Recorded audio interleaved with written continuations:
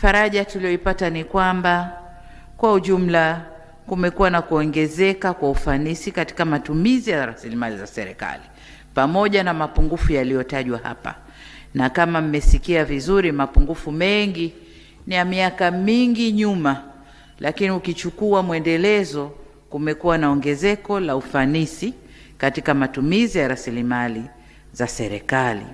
Kwa hiyo ni faraja yetu kama serikali kwamba tumeweza kukuza uwazi na uwajibikaji na hatimaye kuleta utawala bora. Tunaendelea kuleta utawala bora ndani ya serikali.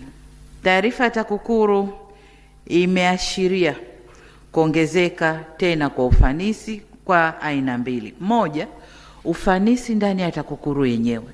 Taarifa hii imeonyesha kabisa kwamba TAKUKURU sasa wanafanya kazi, wamepunguza mapungufu yao na wanafanya kazi kuendana na taratibu wanazotakiwa kufanya kazi, na ndio maana wameweza kuona yote haya na kuyafanyia kazi.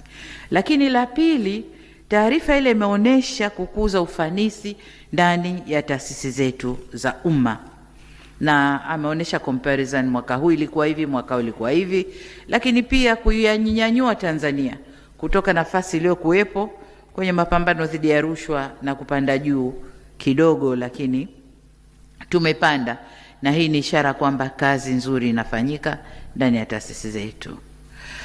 TAKUKURU imetuambia mambo kadhaa.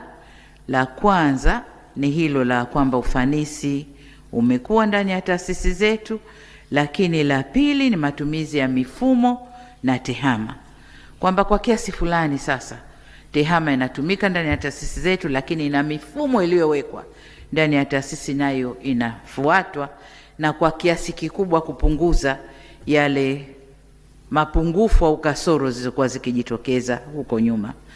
Lakini pia wametuambia kuna kiwango kikubwa cha kukuza ufahamu na kujenga ujasiri kwa wananchi wa Tanzania kwa ujumla, kufahamu rushwa ni nini na kujenga ujasiri wa kuisema kama tulivyoona kwenye documentary.